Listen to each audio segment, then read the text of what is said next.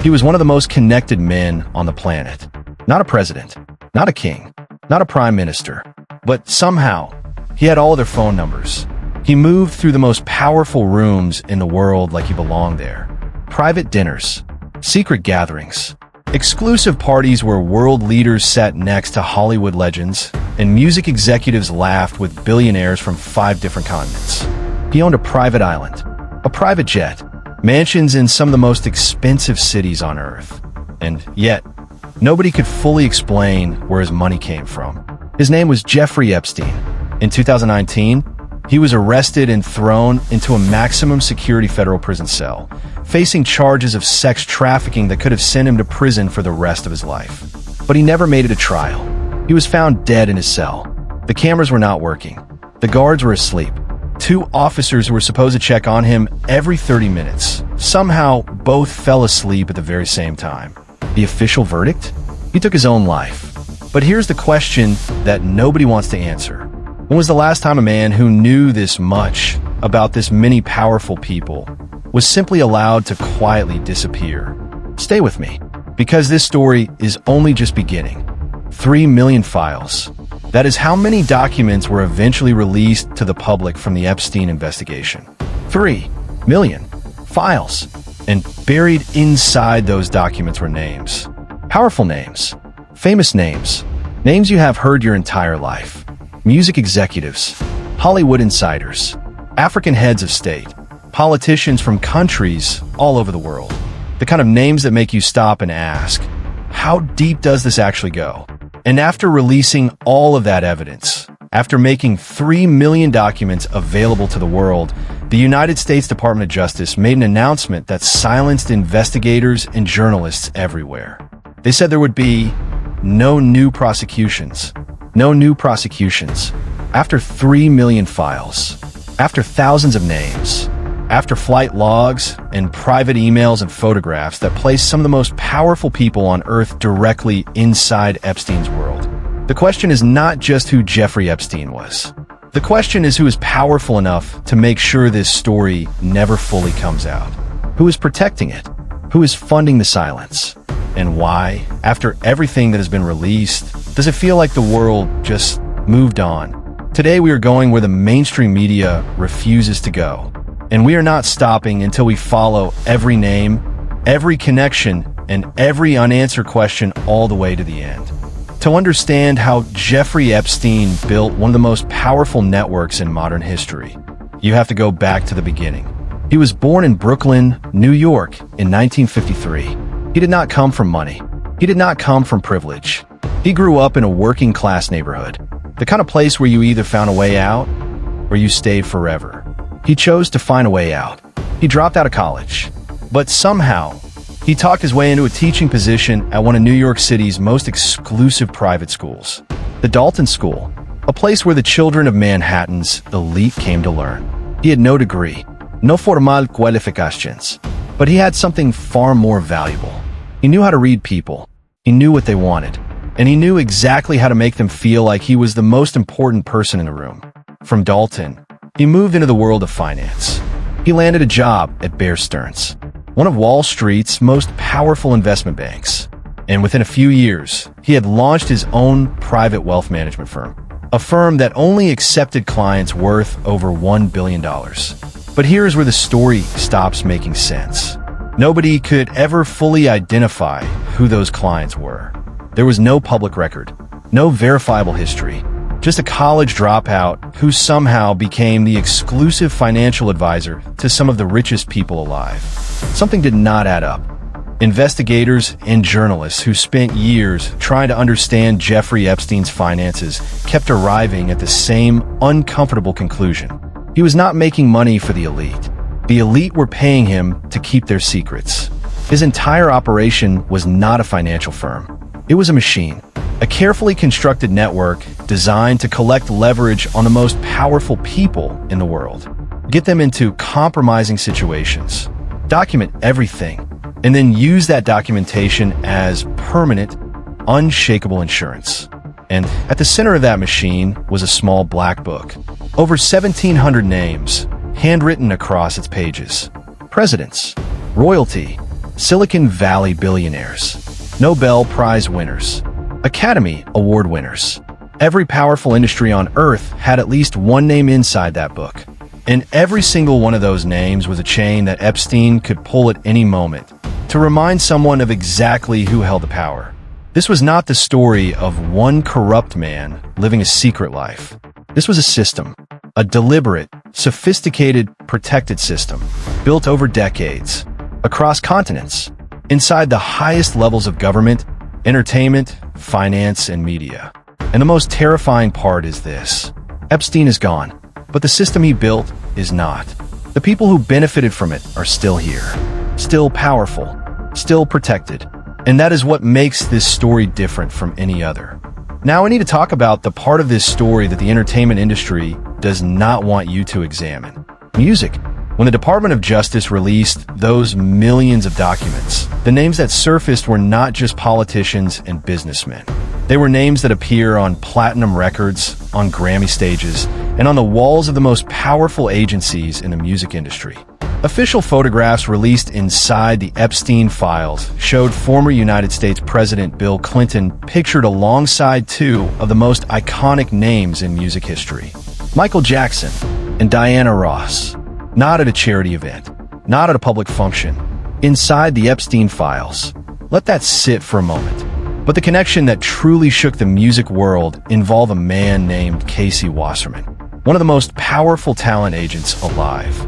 His agency represented some of the biggest names in modern music. Coldplay, Ed Sheeran, Kendrick Lamar, Travis Scott. His name appeared in the Epstein files. He was photographed on Epstein's private jet, and he was found to have exchanged personal messages with Ghislaine Maxwell, Epstein's convicted accomplice, who is currently serving 20 years in a federal prison for her role in the trafficking operation. When the news became public, artists began walking away from his agency. Singer Chappell Roan was the first to leave publicly. Others followed within days. But ask yourself one simple question. If it were you or me, would we still have a job? The music industry was just the beginning. Hollywood runs even deeper. The released Epstein files contain some of the most recognizable names in global media. Rupert Murdoch, the man who controls more newspapers and television networks than almost anyone alive. Michael Bloomberg, former mayor of New York and one of the most influential media owners in America. Richard Branson, Alec Baldwin, directors, producers, award-winning names. The kind of people who decide which stories the world gets to hear and which stories quietly disappear. One name that appears repeatedly is Woody Allen, photographed with Epstein on multiple occasions. Then there is Peggy Siegel, an entertainment publicist whose entire role was to connect Epstein with the biggest stars in Hollywood.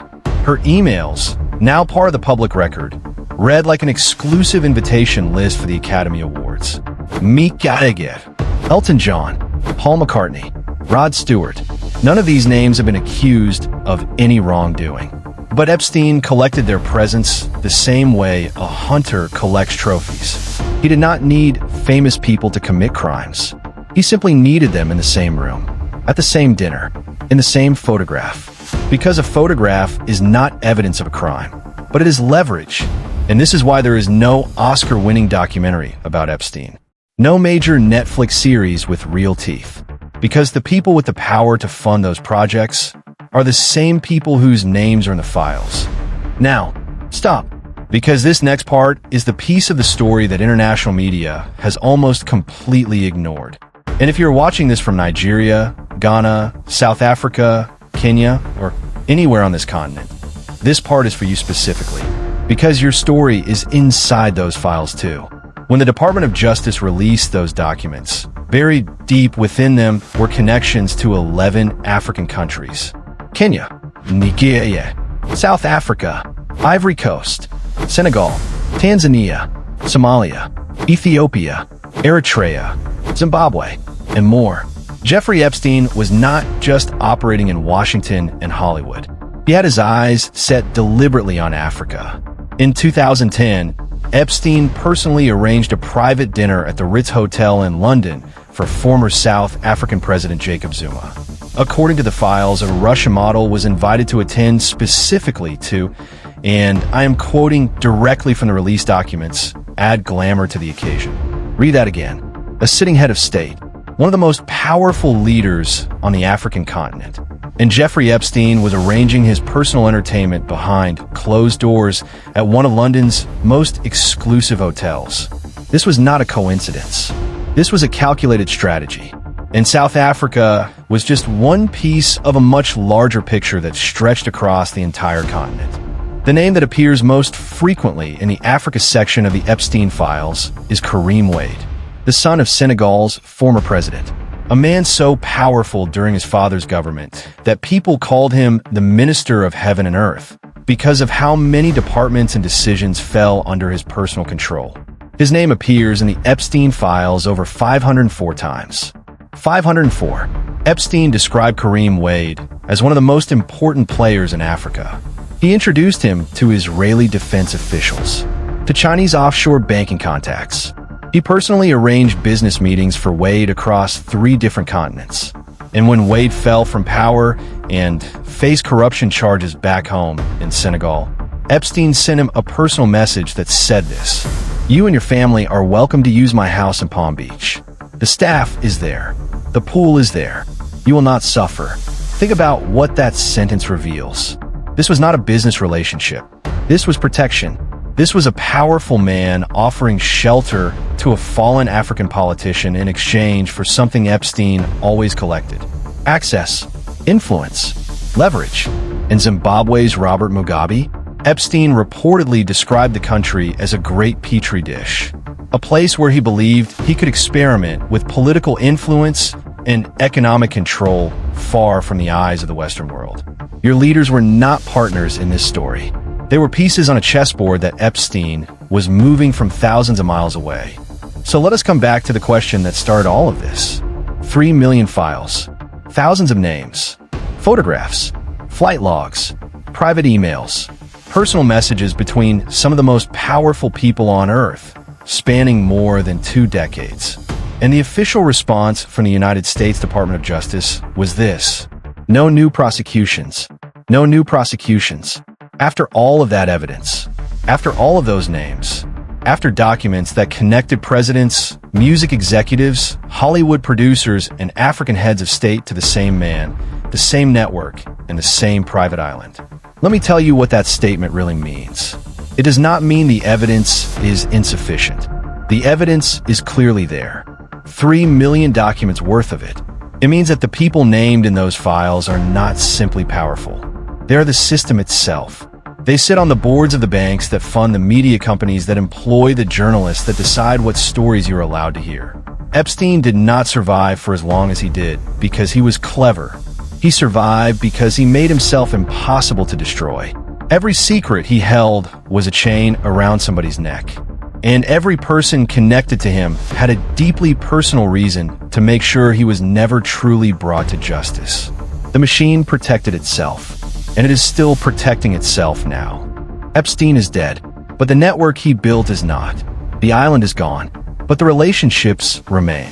The jet has been grounded, but the influence lives on quietly in boardrooms and government offices and entertainment agencies all over the world. Somewhere right now, those 3 million files are sitting in a government database, fully released, fully available, waiting for someone with enough courage, enough independence, and enough protection to actually use them the way they should be used. That person has not appeared yet. And until they do, nothing changes. Nobody goes to jail. Nobody loses their studio. Nobody loses their agency. Nobody loses their seat at the table. The silence holds, and the network stays intact. The most dangerous thing in the world right now is not what is written inside those 3 million files. It is the wall of silence that has been built around them. So if this video reached you today, do not just watch it and scroll away. Share it. Send it to someone who needs to see it. Post it somewhere it will be seen by people who are asking the same questions you're asking right now. Because the only weapon that ordinary people have ever had against networks this powerful is the truth. And the truth only travels as far as the people willing to carry it. I will see you in the next one.